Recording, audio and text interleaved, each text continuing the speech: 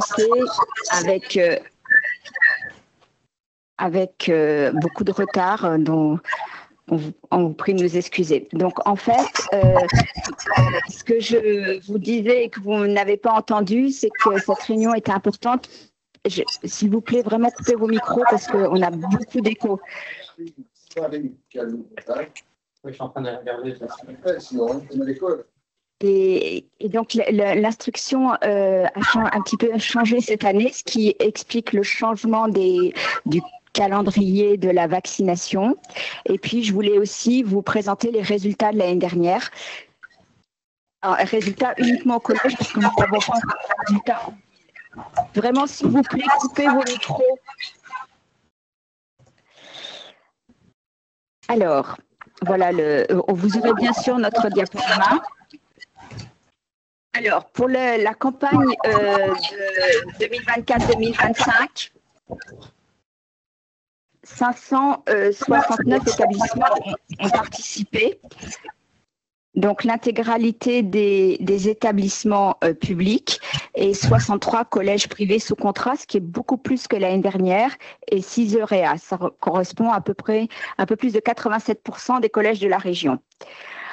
On a reçu 13 000, pratiquement 14 000 autorisations parentales pour presque 12 000 enfants à vacciner, ce qui représentait 17% des élèves de la région. Et avec une majorité de garçons, donc en fait, on est vraiment dans ce rattrapage de la vaccination chez les garçons. Et on a administré l'année dernière, vous savez, on l'avait fait en test en première région, proposer le vaccin méningocoque quadrivalent. On a plus de 4 000 élèves qui l'ont reçu. Sur le graphique de droite, vous voyez que la région Nouvelle-Aquitaine est la région qui se classe en premier parmi toutes les régions françaises. Donc, un grand merci à vos établissements parce qu'on voit que là, cette vaccination est rentrée dans la routine et qu'on a des très bons résultats. In fine, on a vacciné, parce qu'il y a toujours des enfants qui manquent, qui n'ont pas leur carnet de vaccination, on a vacciné 10 607 élèves. Sur ces cartes, vous avez sur la gauche la carte de l'année dernière, sur la droite la carte de cette année. Comme vous voyez, on a fait moins bien cette année que l'année dernière. On n'a pas encore d'explication. Et ça, c'est commun à toutes les régions. Alors, très probablement parce que le taux de vaccination de départ puisqu'il est mesuré en septembre pour la classe d'âge, et il y a 7 points de plus entre septembre 2023 et septembre 2024, ce qui explique probablement une partie de ces résultats moins bons, mais pas l'intégralité. Vous voyez qu'on observe toujours cette hétérogénéité départementale avec un département qui se distingue, qui est celui de la Charente. On a essayé de vous mettre aussi les top 3 des collèges dans chaque académie. Donc, vous voyez que dans chaque académie, par contre, les collèges qui ont le mieux réussi, ils sont à peu près avec la même pourcentage d'élèves vaccinés dans l'établissement. Donc, c'était juste pour, bien sûr, féliciter ces collèges et encourager les autres. Je vais peut-être passer la parole à Kylian qui a fait une étude sur la répartition voir s'il y avait une corrélation. Bonjour tout le monde, je suis Kylian Train, docteur junior en santé publique à l'OMNIC, Nouvelle-Aquitaine, Guadeloupe-Guyane. Donc on s'est intéressé à la corrélation entre le score IPS, le score d'indice de position sociale qui permet de mesurer la situation sociale des élèves en fonction de la catégorie socio-professionnelle des parents. Donc, nous sommes intéressés je crois que le diapo. Nous sommes intéressés à voir s'il y avait une relation entre le score IPS de chaque établissement avec les résultats obtenus pour la campagne de vaccination scolaire HPV 2024-2025. On s'est aperçu, donc on retrouve qu'il n'y a pas d'aggravation, il n'y a pas de corrélation retrouvée, donc on n'aggrave pas les inégalités sociales dans le cadre de cette campagne HPV, mais on ne compense pas non plus les inégalités sociales. Donc, ce qui est assez rassurant, c'est que cette campagne est neutre, en tout cas n'aggrave pas les inégalités sociales en Nouvelle-Aquitaine. Merci Kylian. Je vous propose qu'on prenne les questions après pour avoir un temps d'échange suffisant. En fait, ce que vous a montré Kylian, alors pourquoi ça... se déroule. Voilà. Ça a été retrouvé également dans l'étude Vaxicole auquel certains d'entre vous ont participé. Donc, c'est une étude qui a été menée par Santé publique France dans des collèges représentatifs, enfin tirés au sort.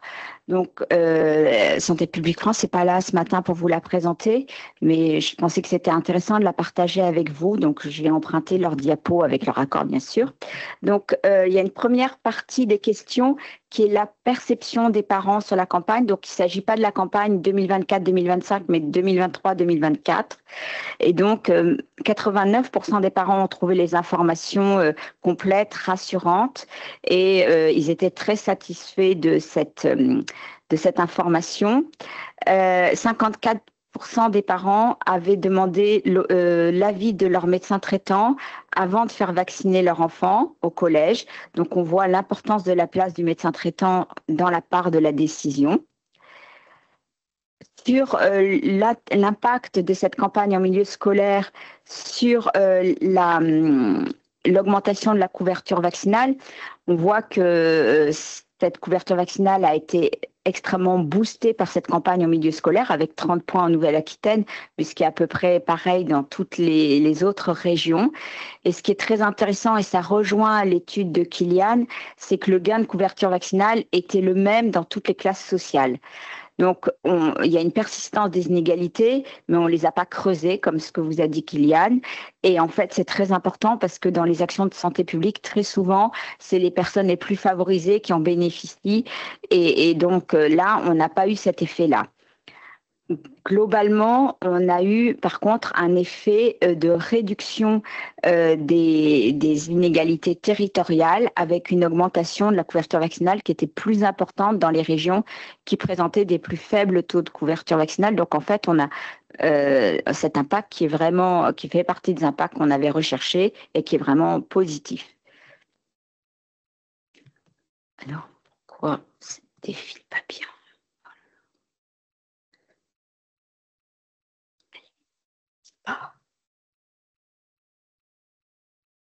Voilà. Sur les bénéfices de cette campagne, on voit qu'au mois d'octobre 2023, 70% des enfants qui avaient été vaccinés contre les papillomavirus avaient été vaccinés au collège. Donc, il y a eu un impact immédiat très positif. Et puis, 56% des élèves qui avaient été vaccinés en ville ont été incités par cette campagne d'information.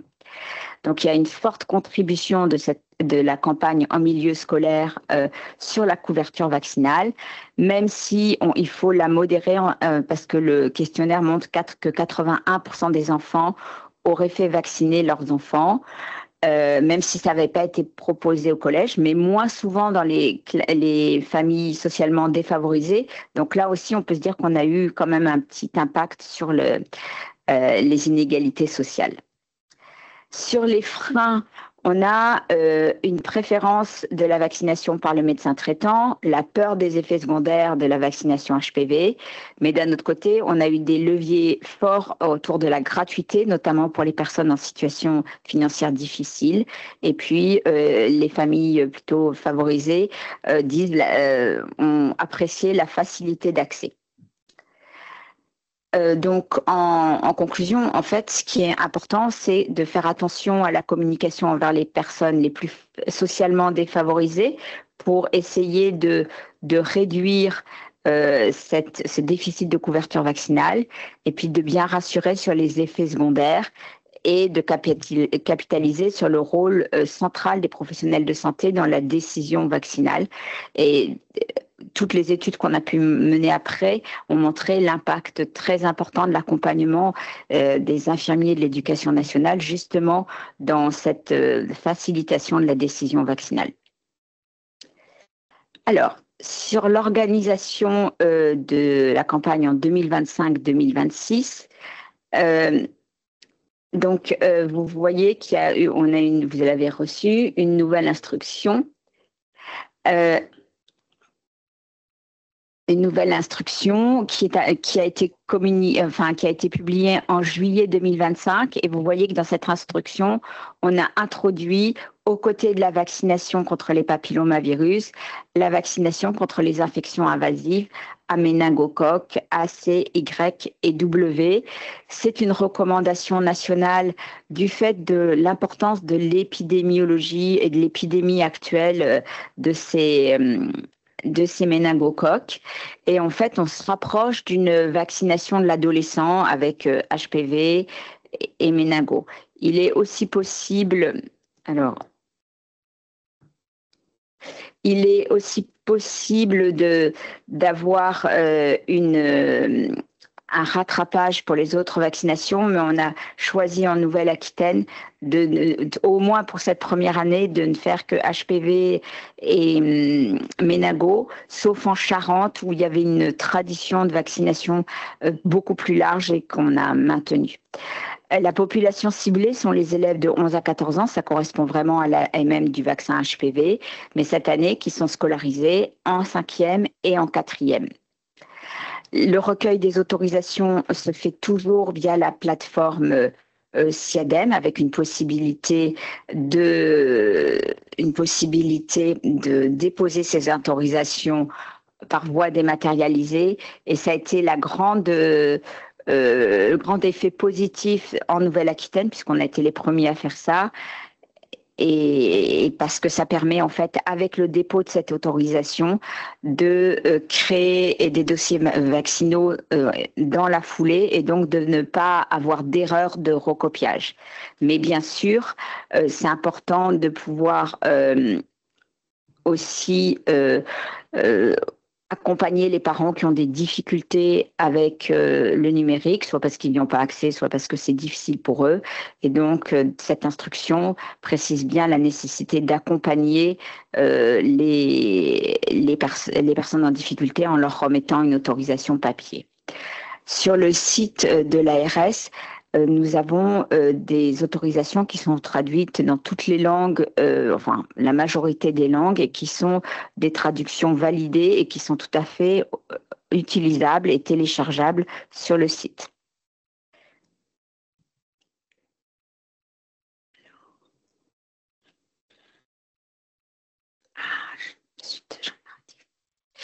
Alors, sur le séquençage de cette vaccination, donc on a désormais un passage par an entre janvier et le mois de juin.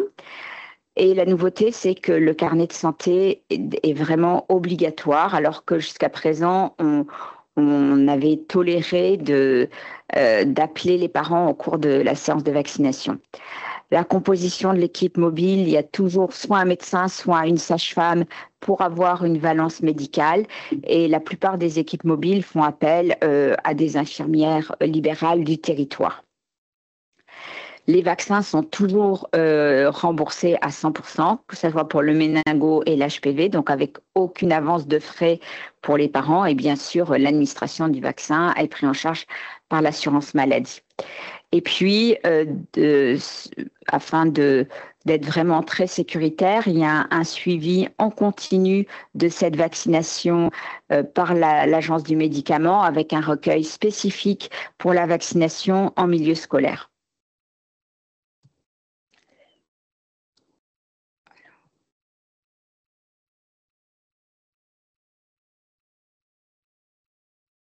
C'est insupportable. Il faut s'appuyer sur la flèche ici.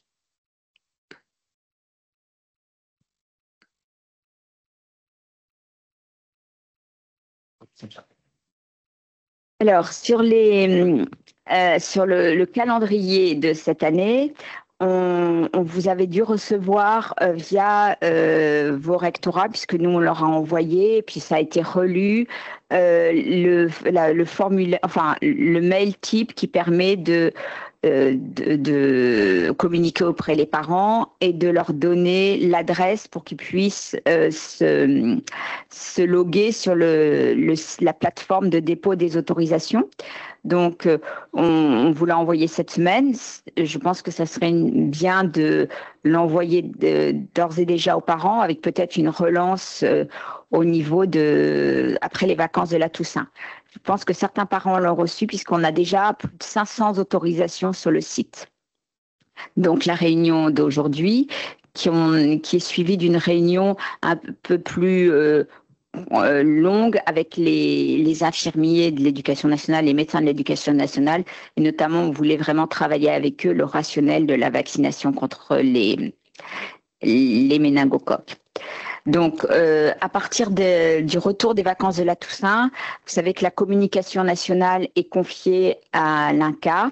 Et donc, il y a toute une communication pendant tout le mois de novembre autour du cancer et autour des vaccins méningocoques quadrivalents avec la distribution des documents réalisés par Santé publique France.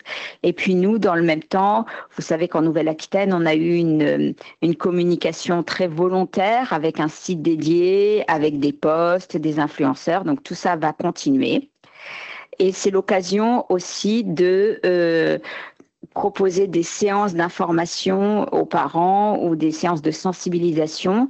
Donc les centres de vaccination sont vraiment à votre disposition si vous avez besoin qu'ils interviennent, si vous avez besoin de documents, parce que c'est vraiment dans leur rôle. Et puis distribuer les documents papier. Je pense que pour la majorité d'entre vous, vous avez déjà des dates d'intervention du centre de vaccination qui ont été choisies. L'objectif, c'est de créer une dynamique nationale avec une dynamique nationale mais annuelle avec une semaine consacrée à la vaccination, toujours la même puisqu'en fait l'AMM du vaccin permet un intervalle de 13 mois entre la première et la deuxième dose d'HPV. Donc l'idée, c'est que ça tombe à peu près toujours à la même période.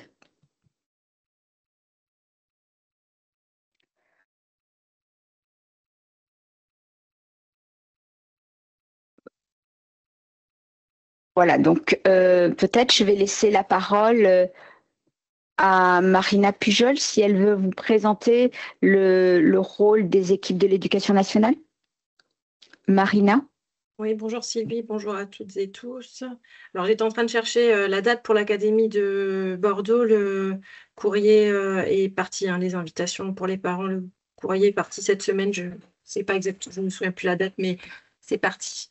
Sur le concours des équipes de l'éducation nationale, donc fournir à l'ARS la liste des collèges publics et privés, ça, on l'a fait. C'est au niveau académique, hein, donc, on a déjà communiqué là-dessus, ainsi que le nombre, les effectifs d'élèves de 5e suite au constat de début octobre. Donc, on a transmis les chiffres consolidés aussi dans le courant de la semaine.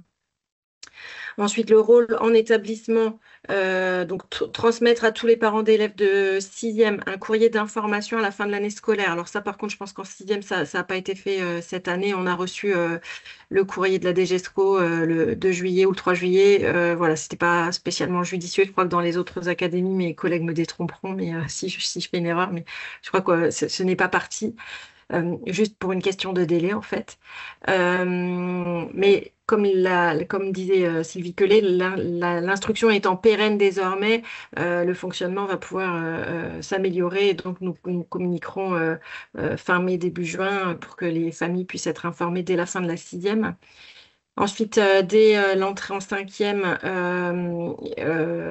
et ben ça c'est la communication que vous avez reçu pour l'Académie de Bordeaux et que vous allez prochainement recevoir pour l'Académie de Poitiers et Limoges.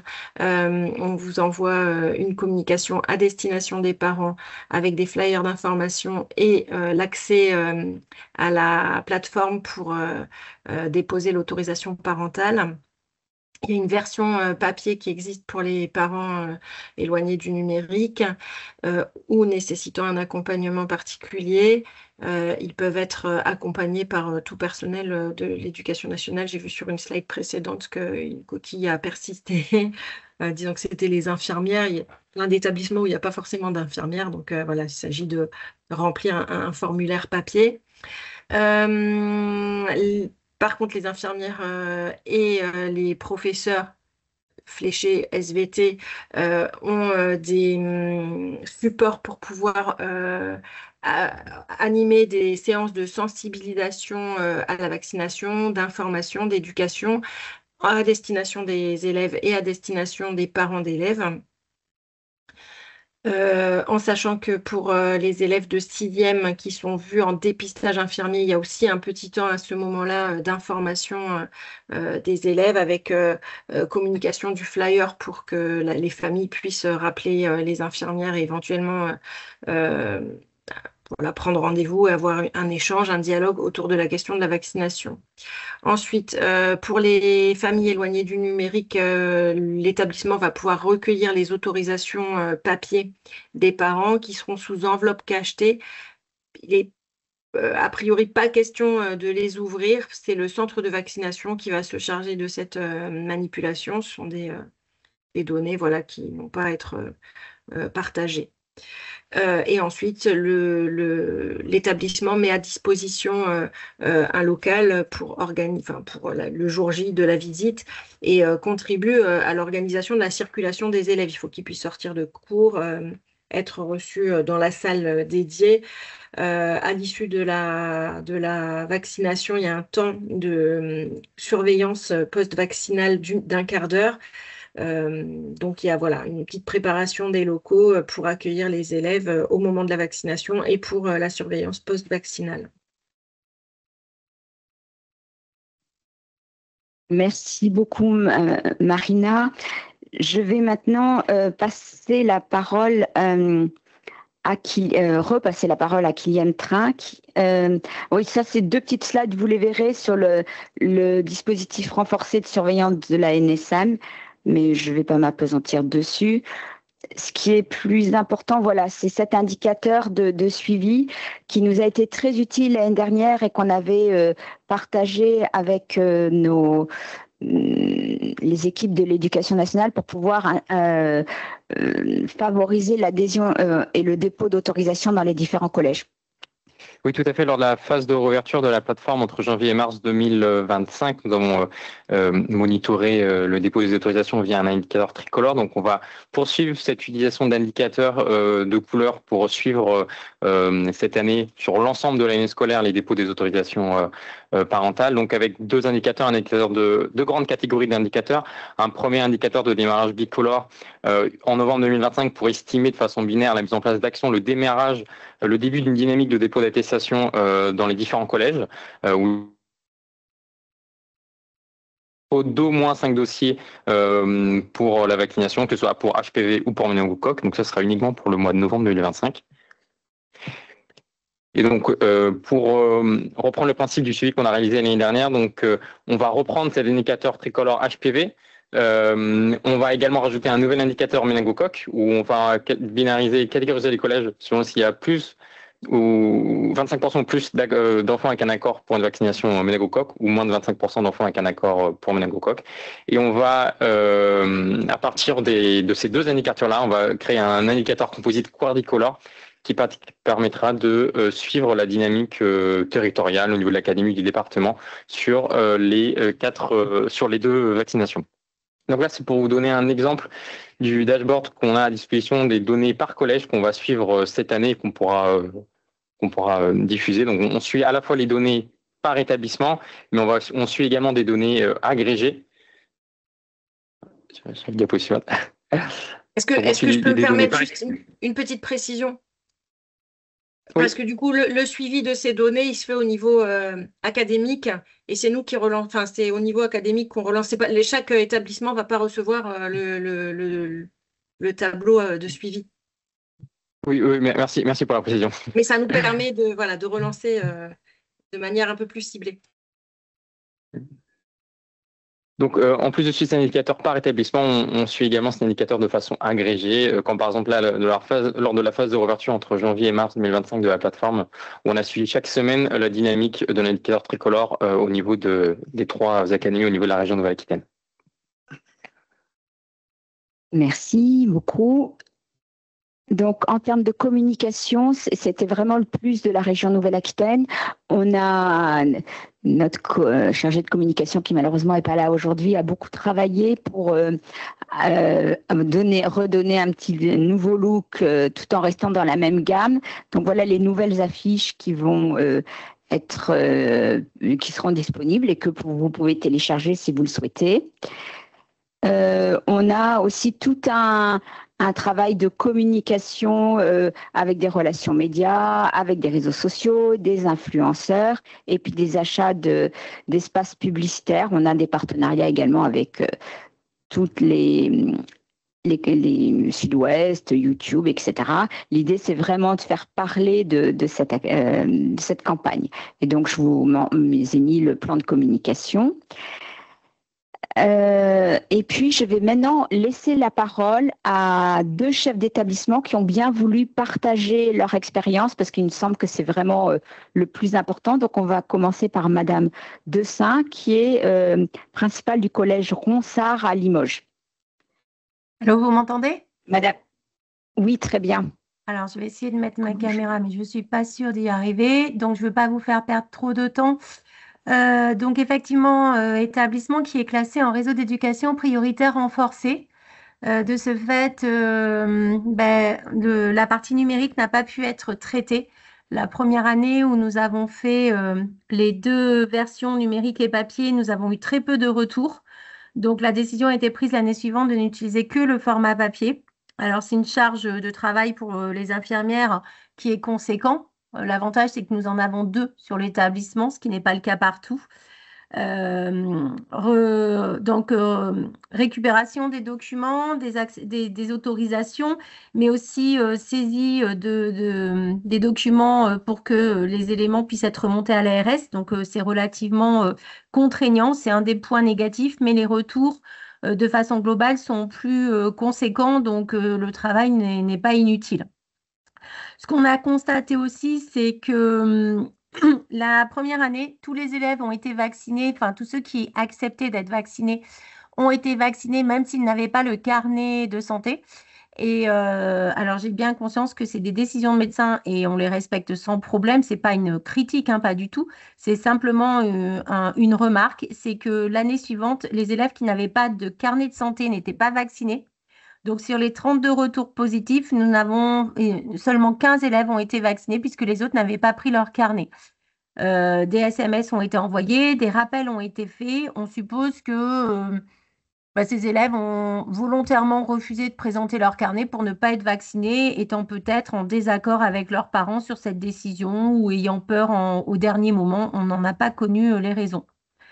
Voilà, tout ça pour signaler quand même que nous avons un établissement de 312 élèves, 80 élèves de 5e, 80 élèves de 6e, et que la première année, nous n'avons vacciné que 14 enfants et la deuxième année, 15. Donc, si on veut être factuel, le constat est quand même assez terne. C'est beaucoup de travail, beaucoup de temps, beaucoup de papier dans un établissement qui est labellisé E3D pour un retour d'élèves vaccinés qui est assez peu important. Le côté positif, c'est qu'on a un cabinet médical sur le quartier politique de la ville qui est très proactif sur cette question et qui fait que beaucoup d'enfants sont déjà vaccinés. Donc, la couverture de vaccination, je ne la connais pas de façon précise, mais elle est relativement importante parce que les élèves et les familles sont sensibilisés relativement tôt par ce cabinet médical. Donc, beaucoup d'enfants sont vaccinés pour autant, même si ce n'est pas l'éducation nationale qui fait le gros du travail. Voilà. Je ne sais pas si ça correspond à vos attendus, mais voilà le retour d'expérience que l'on peut faire sur le collège Pierre de Ronsard à Limoges. Merci beaucoup, madame. En fait, pour répondre un petit peu à votre question, la couverture vaccinale dans la Haute-Vienne est très élevée. Oui. Donc, je pense que toutes les actions que vous développez sur le territoire, elles concourent à cette augmentation de la couverture vaccinale. Donc, merci beaucoup. Et je vais passer la parole à monsieur Pardon, je voulais juste rajouter qu'il y avait une information qui était faite par les professeurs le professeur de SVT en amont, et il y avait une sensibilisation et une démarche pédagogique qui était faite dans les classes de 6e avant la vaccination. Voilà, c'était juste ce que j'avais oublié. Oui, c'était important. Merci beaucoup. Et je vais laisser la parole à monsieur Savary, qui est principal au collège Arthur Rimbaud Latide dans la Vienne. Bonjour, alors je ne sais pas si on m'entend, oui.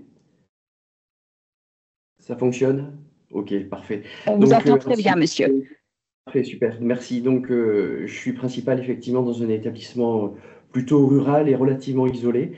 Donc, à contrario de ma collègue, donc je suis accompagné là de ma collègue infirmière scolaire Donc du coup, nous, on essaie de cultiver, de faire avec notre ruralité. Et en fait, chaque moment de prévention est toujours essentiel et important. Et on essaie de cultiver avec les familles le aller vers. On essaie de créer du lien. Alors on est un établissement à taille relativement humaine. On a 450 élèves. Donc on arrive à connaître assez facilement et vite les élèves et les familles. Donc ça, c'est une véritable force. Comment on met en œuvre la vaccination dans l'établissement? Alors, d'abord, dès la pré-rentrée, notre infirmière scolaire prend les choses en main. Elle fait une présentation claire auprès de tous les élèves de 5e et ensuite, elle a un temps d'échange avec les familles. On fait des réunions dès la première semaine. Ces réunions avec les parents sont assez fréquentées.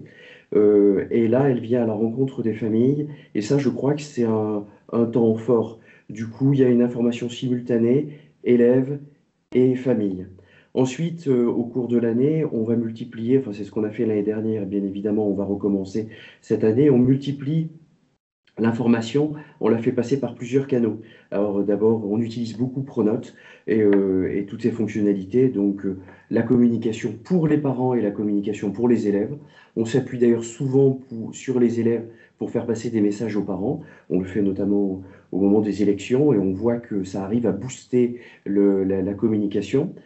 On utilise donc les messages électroniques, le mailing, on utilise les SMS et puis on fait un affichage, nous, dans le hall.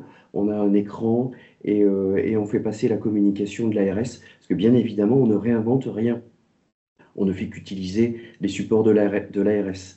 Donc je crois que en fait, cette dynamique évite la perte d'informations. L'infirmière joue un rôle central dans la réussite par sa présence, son écoute. Elle est capable de s'adapter et elle a instauré un climat de confiance. Et c'est clair. Et l'année dernière, on a fait des liens, des ponts avec le programme d'éducation à la vie affective avec EVARS. On fait intervenir notre équipe EVARS a fait intervenir auprès des élèves de 5e des sages-femmes et elles ont abordé la vaccination dans le cadre de leur intervention. Et ça, je crois que c'était un petit plus et ça permet en tout cas de donner du sens. Comment on avance? Comme vous l'avez compris, en fait, avec confiance et clarté, on a vraiment une approche d'accompagnement, on évite d'avoir une approche que administrative et on n'est pas là pour convaincre. On le dit régulièrement, on fait les choses simplement, on essaie d'être le plus clair possible, d'être rassurant et on s'appuie sur toutes les ressources de l'ARS. Ça nous permet de garantir la fiabilité de l'information et la cohérence du message transmis aux familles. Pour les familles qui sont éloignées du numérique, on a la possibilité, et là c'est le cas pour toutes les autres démarches tout au long de l'année, la possibilité d'avoir un accompagnement en présentiel pour les démarches en ligne. Donc on a des postes informatiques, les familles prennent rendez-vous et on peut les accompagner. Et bien évidemment, chaque élève et chaque parent et chaque élève peut exercer un libre choix éclairé dans un climat serein. Voilà. Et on dit aussi régulièrement, quand on est des familles qui peuvent être un peu dans une démarche d'opposition, que nous, on est d'abord un lieu d'accueil et de facilitation. Voilà. Donc, j'espère que j'ai répondu à la commande. Voilà. En quelques mots, ce qu'on essaie de mettre en œuvre dans un établissement rural. Merci beaucoup, monsieur. Vous avez plus que répondu à la commande. Vraiment, je pense que vous avez donné à chacun des pistes d'action. Vraiment, un grand merci à vous et à Madame Dessein pour ce partage, je pense qu'il est très utile. Et puis, on va répondre aux quelques questions qui sont posées. Bon. On va débuter avec la question de Monsieur Frédéric Védren. Merci beaucoup pour votre question. C'était une question par rapport à l'analyse statistique présentée, la corrélation entre le score IPS et le nombre de vaccinations réalisées dans les établissements durant l'année scolaire 2024-2025. Donc ici, les vaccinations qui sont prises en compte, c'est uniquement les vaccinations réalisées en milieu scolaire. On n'a pas encore à notre disposition les vaccinations réalisées en ville. On les aurait vers la fin d'année, novembre ou décembre, ce qui fait que à l'instant T, on peut pas réaliser cette analyse, qui serait bien sûr évidemment intéressant de mettre en parallèle les données de vaccination faites en ville avec les données de vaccination faites au collège, mais malheureusement on ne les a pas encore. Autre question de monsieur Eric Meslimelli. Excusez-moi si j'écorche votre nom. Il faut l'autorisation des 2 parents. Si l'on ne donne pas l'autorisation, que fait-on? Alors effectivement, comme ce n'est pas une vaccination obligatoire, c'est considéré comme un acte usuel pour lequel il faut l'autorisation des 2 parents. Alors au fil du temps, vous avez dû voir que cette autorisation s'est simplifiée puisque l'un des parents peut cocher la case je prends la responsabilité de donner mon autorisation avec l'accord de l'autre parent. Donc ça a permis de récupérer un certain nombre d'élèves. Pour vous dire, l'année dernière, on a eu, sur tous les 13 000 autorisations déposées, on a eu 2 parents qui étaient mécontents parce que visiblement, l'autre parent avait donné son accord à son insu. Mais donc, en général, ça se passe de manière consensuelle. Mais effectivement, la loi dit qu'on a besoin des 2 autorisations et on sait très bien que c'est un frein pour l'accord et pour la réalisation de cette vaccination. Est-ce que, donc là, on est arrivé au bout des questions inscrites dans le chat. Je ne sais pas si vous en avez d'autres. On a encore un petit peu de temps. La réunion, on va enchaîner avec une réunion avec vos infirmières et vos médecins et on aura le témoignage d'une infirmière de Gironde. Voilà, comme ça, toutes les académies auront été représentées et c'est intéressant. Une question qui vient d'arriver dans le chat de Madame Isabelle Mazera. Sera-t-il possible d'accéder au support de communication, affiches et flyers dont vous avez parlé? Alors, elles sont sur le site de l'ARS et elles peuvent être téléchargées sur le site de l'ARS. Je pense que vous pouvez aussi nous en commander, mais ça prend beaucoup de temps. Donc, le plus simple, c'est que vous les téléchargiez et que vous les imprimiez.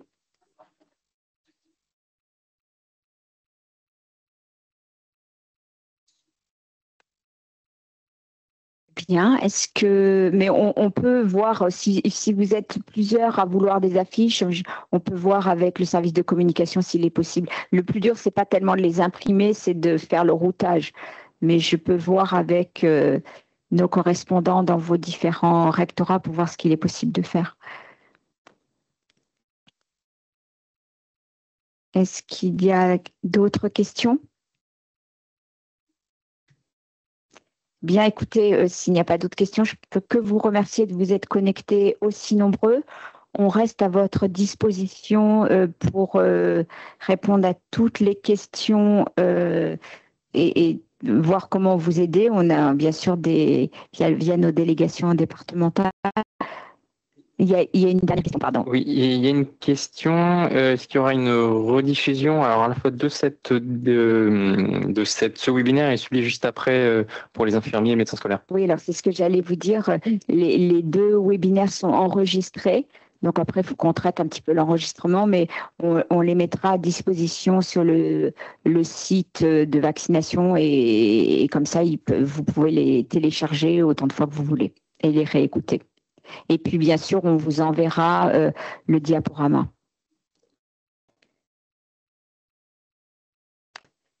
Eh bien, écoutez, je vous souhaite une bonne journée. Encore un grand merci de vous être connectés et merci de tout ce que vous faites sur le terrain pour accompagner cette campagne. Au revoir.